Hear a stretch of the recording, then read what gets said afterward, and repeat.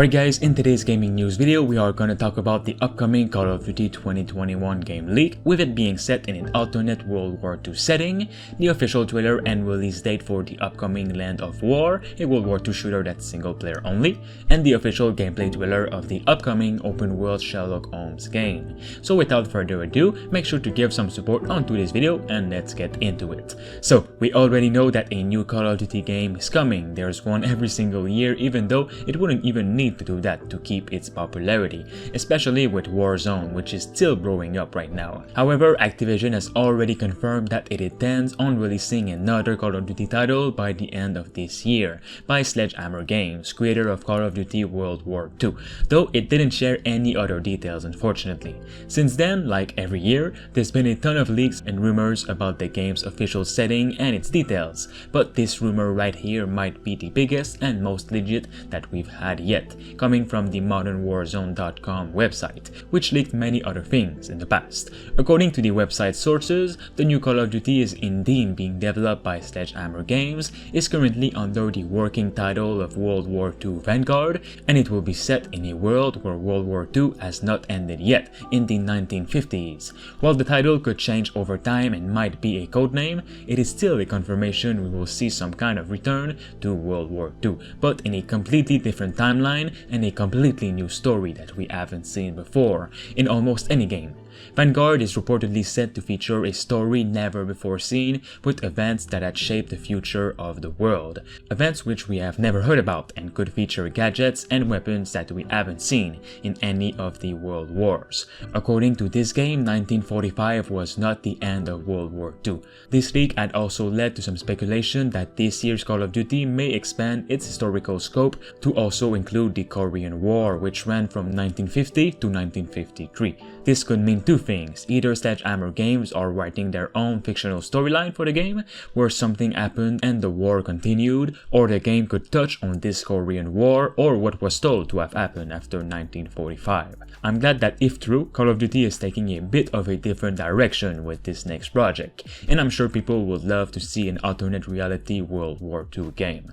Let me know if you're excited for this. Next up, we have the release date and official trailer of Land of War, an upcoming single-player World War II game coming out pretty soon before summer.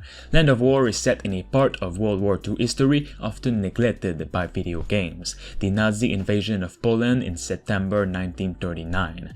As a Polish soldier, gamers will visit the most important battlefields of this campaign, such as the Battle of Mokra, the Siege of Warsaw, or the defense of the Elbe Peninsula.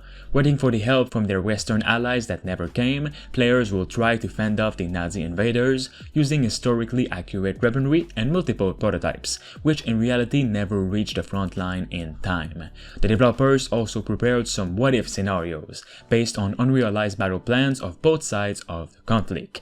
Land of War is set to be released this May 27th on PC first, followed by an Xbox release later on.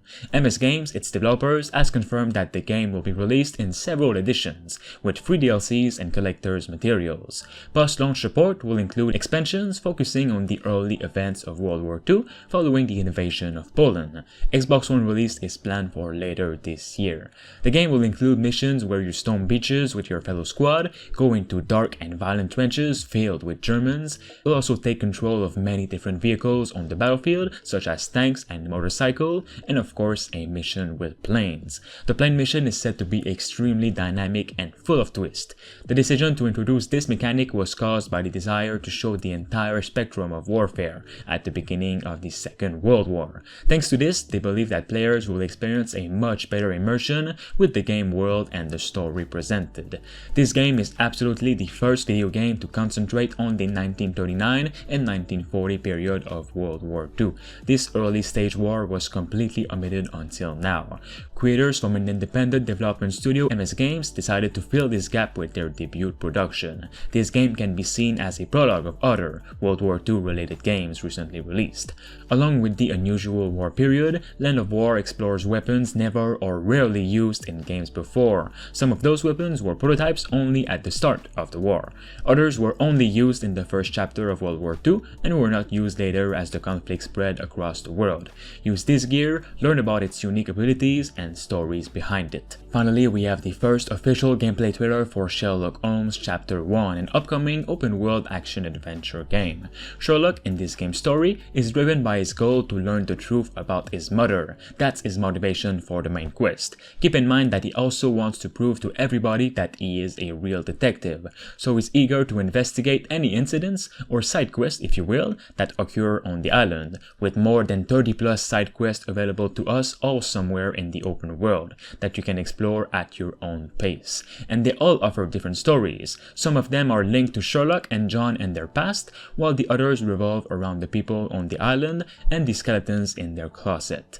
This is an open world game, so after you complete the first main quest, you'll be free to explore the island and find new quests on your own. Of course, it is up to you to choose what to do and when, so you are free to juggle both main and side content.